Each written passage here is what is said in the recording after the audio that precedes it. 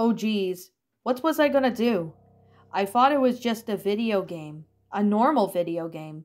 A video game where I could finally relive my childhood and preteen memories when it was all just regin and candies and rainbows. I didn't expect it to be, something else. Something that always stuck by your side ever since that very day once something you loved to something which is hard to even think about anymore. Hold on. Don't you know the context? I am moving too fast? Am I going too early? Tell you what, let's go back to the beginning. First, though, here is a little introduction. Hey there, my name is Noah Atwins. I am 34 years old and I live in a suburban city in the United States of America. I come from Greece and I work at a fast food place. Alright, enough about me. Here's my story. You know that feeling being a kid when you would just stare at the clock waiting for the bell to finally start making the usual ding-dong sound? The next thing you know, you'd be rushing home after a long chair mushing day at school so you could just play your favorite video game. After a few hours, your mother would start nagging at you to do your homework or study. I was one of those kids growing up. Video games were my whole world. I loved playing them from different franchises such as Mario, Donkey Kong, Kirby, Mega Man, and Pac-Man. You named it, I've played it. There was one particular franchise I've always loved best, and I'm talking about Sonic. Sonic the Hedgehog as a child. I always found him and his games cool. I would always come into play Sonic, Nick, and Knuckles on my Sega Genesis. In fact, I was so obsessed with him that if I were to do something with Sonic, I would buy it straight away. It never got old, until one day something happened. Something that will forever leave a scar on my mind. A scar that won't just magically disappear. A scar that will forever be there. I was walking home from a very busy day at work when I suddenly passed home a shady thrift store. I think it was called Happy Sales, Happy Lives, or something like that. Anyways, when I walked in, the place had a surprisingly variety of stuff inside. There were dresses, books, DVDs of old TV shows, old school video games. In fact, pretty much anything you would discover in an ordinary thrift store. I decided to rummage through the video game section. There were mostly Call of Duty games, Crash Bandicoot games, old and dusty SNES games, and yeah, you get the idea. 2 minutes later, I managed to find something similar, familiar, something that I haven't seen before. Except it wasn't a particular state on how I remembered it. It was an unkept Sonic & Knuckles cartridge. All of its contents were abnormal. I mean, the logo was all scratched up, as if a rancid dog treated it as a chew toy. I didn't really care for it anyway. I decided to buy it nevertheless, so I took it and until it was run by an old lady who looked like she was like 56 or something. I bought it for $2 and I was about to leave until the old lady turned and uttered, "If you have any bad experiences with this game, you can always come back for a refund." Huh? That was weird. Why would someone tell me that? Is this a copy of Sonic & Knuckles bootleg or something? So anyway, I went out of the thrift store and continued on my way. I eventually reached home safely, 7 minutes later, and I got started on my usual routine. I played some tennis at 4 p.m., ate dinner at 6 p.m., had a bath around 6:30, and watched a bit of The Office at 7 p.m. for a half an hour. After that was taken care of, I got out my childhood Sega Genesis. I plugged it into the TV and inserted the Sonic & Knuckles cartridge. There I was, finally being able to relive my ancient youth years once again, but not in the way I intended. When the game started up, the Sonic iconic Sega chant came up. It was a glitch a bit, but it didn't bother me that much. A few moments later, the Sonic & Knuckles title screen came up. Man, the amount of intense nostalgia really hit me more than ever than a ball hitting down me whenever I did so. I shed a tear or two. I selected Sonic, since I wasn't familiar with playing as Knuckles that much. And so from here onwards, I was having the time of my life. Or so I thought. The first level that came up was none other than the good old Mushroom Hill Zone. From then on, I decided that at least I'll get all of the 7 Chaos Emeralds so I can have feelings of satisfaction on something, rather than just get the plain old boring bad ending when Eggman, Dr. Robotnik, has the Master Emerald. So from then on, I progressed through all the zones and got all the 7 Chaos Emeralds as promised. Eventually, I was able to unlock the true final level, Doomsday Zone. I always found this level rather problematic and precarious when I was young, but now that I'm an adult, I found this as easy as a piece of cake. The only oddity I could notice was that the giant egg Roboto carrying the Master Emerald that was going faster than I could remember. I didn't care, however. I still managed to bend and beat the true final boss anyway. After that satisfying defeat, I celebrated triumph as the ending finally started to play. Now, this is when things started to take an unsettling turn. Halfway through, when Sonic and Tails were about to bring back the Master Emerald on the tornado, the whole thing just started shaking for a few seconds, until it eventually, for some reason, shattered into pieces. As soon as that occurred, Sonic and Tails were looking back at the now-gone Master Emerald with horrified expressions on their faces. Floating Island even started to sink into the ocean instead of rising above it. Something would never happen like that in a game. I watched the whole thing unfold. What the heck? I don't remember this happening in the game. Shortly after that weird cutscene, the game crashed for a few moments. I tried fiddling with the game controller to see if I could get it to work. But after like 5 seconds, before I knew it, the next level came up. Surprisingly, it was Green Hill Zone. I was flabbergasted. Green Hill? In Sonic & Knuckles? How was that even possible? There was absolutely no way you could access this level in this game.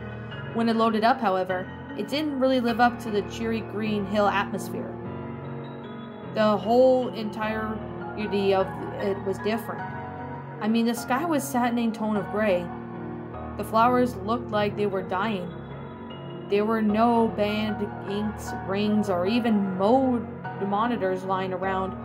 Even the zone's music was slowed down, much more depressing tone. As for Sonic, however, he had a worried expression on his face, even when the waiting animation was changed to him, urgently telling the player to go forward. So I decided to explore and progress through the depressed version of Green Hill. When I got near to the end, though, a cutscene started to play of Sonic walking, until he stopped and saw that Knuckles was there. As for Knuckles, however, he was crying. I could even hear a pixelated sound of a real human being crying. The crying went on for like 20 seconds, until he stopped to turn his face forward in the direction of Sonic's. Text eventually appeared on the screen.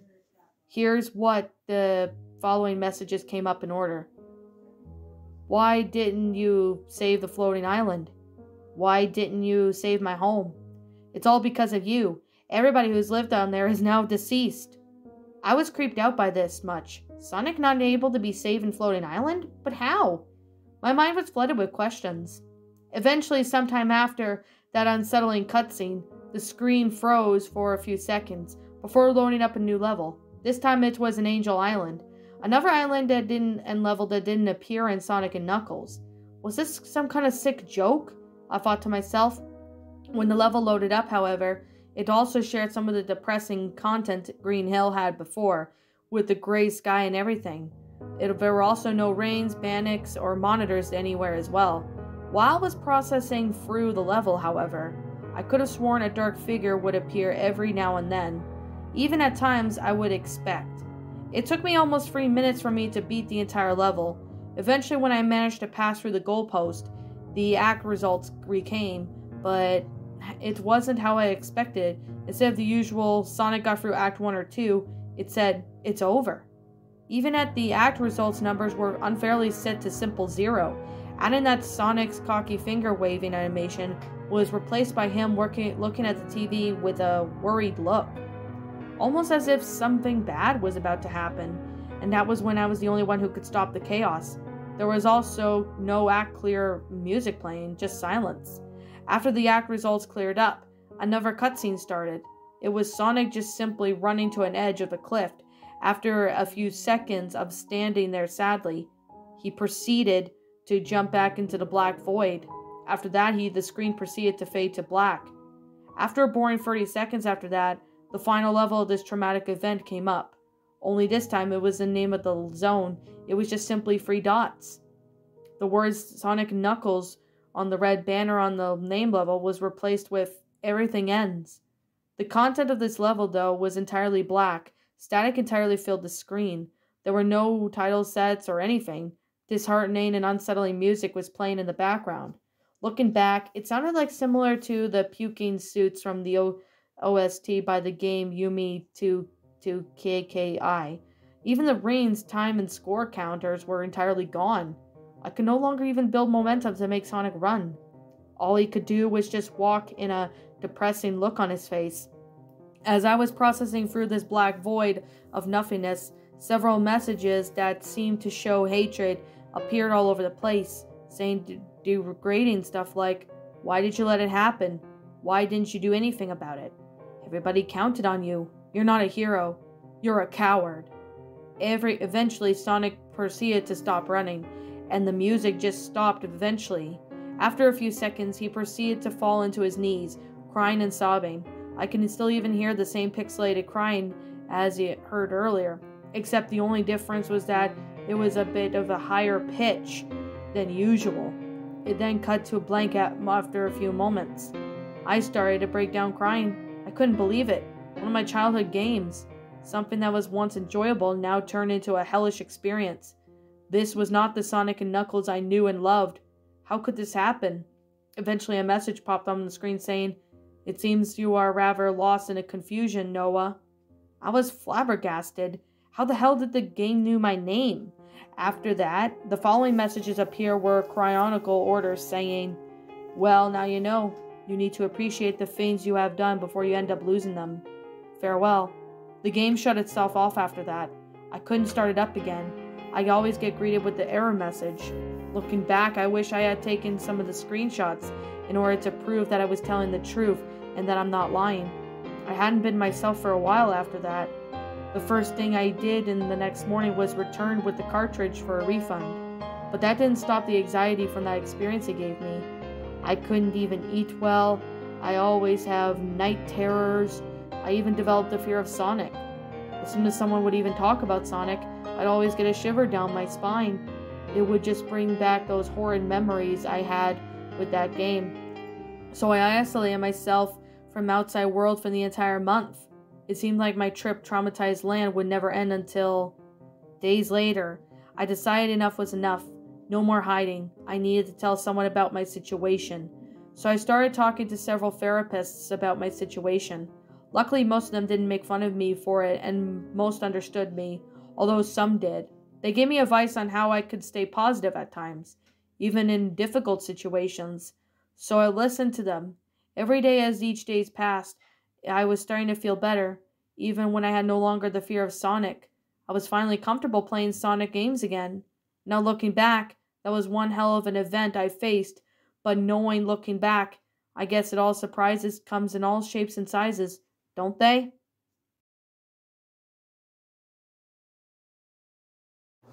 And that, my pretties, was, that was a Sonic creepypasta called Sonic Knuckles, The Mysterious Ending. A Sonic creepypasta written by TheoTheHero54.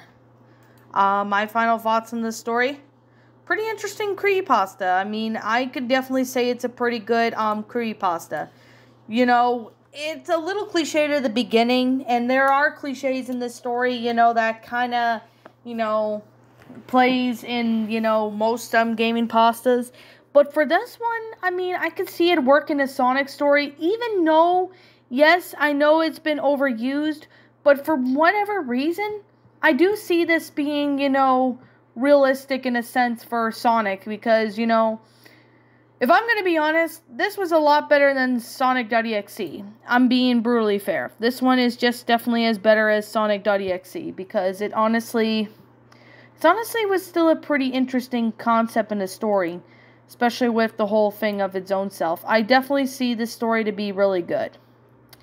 Now, I guess with that being the case, and with that being said, I'm going to sit here and just say that this is just only my own opinion on this, but with that being said, I honestly really found this to be a pretty good story.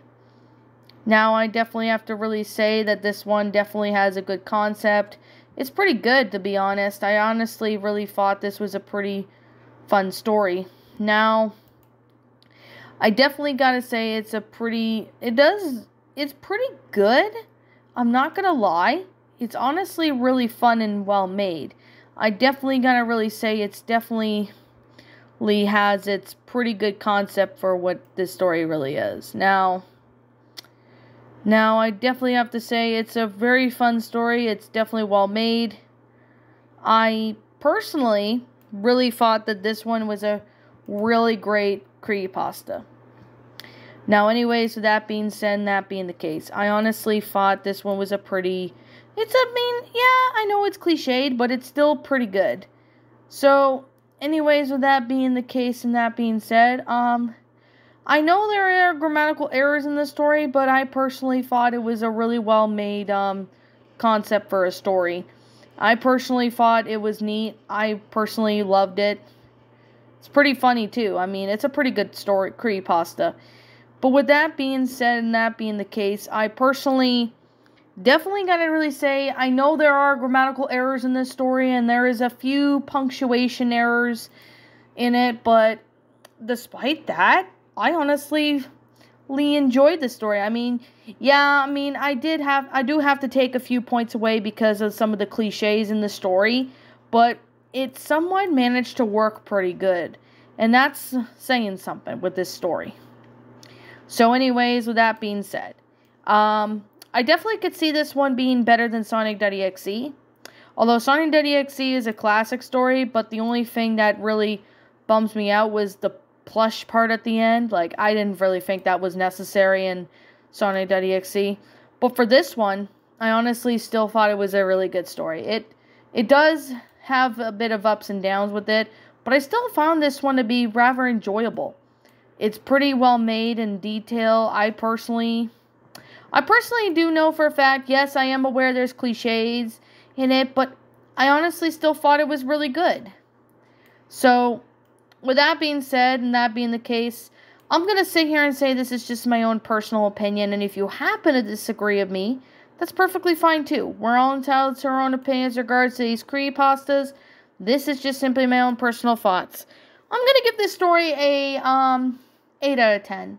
Mainly an 8 out of 10 because while I can say it's a pretty interesting Sonic story, well, creepypasta, involving, a mysterious ending that will probably only appear in a certain game.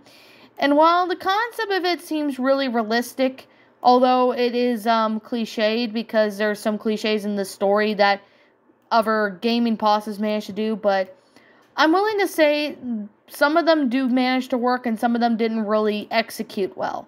But that's just my opinion, though. And I still thought this was a pretty good story. I enjoyed it. I thought it was good. It's definitely well made, and I recommend people check out this story if you haven't, because it was honestly a really fun story to do. I honestly had fun narrating this story, so Theo the Hero, awesome job with this story. I personally really liked it. So, anyways, yeah. And another reason why it's getting an 8 out of 10 is because I did spot a few grammatical errors in the story too. So I will be leaving a link to the story in the description so you guys can go check out, the parts that were the parts I did point out for obvious reasons, what was not great with the story. But despite that, I thought it was pretty good. Anyways, what did you guys think of this creepypasta? Did you enjoy it? Did you not? Also, what we have done personally to help make this story a lot better. Feel free to leave me now what your thoughts are down in the comments below. I'm the Lion Queen. Thank you so much for watching today's episode. And if you're new to my channel, feel free to leave a like, comment, and subscribe if you're new. Ring the bell for notifications to when it uploads. That way, you guys will not miss an upload. And as always, please roll the outro because I'm out.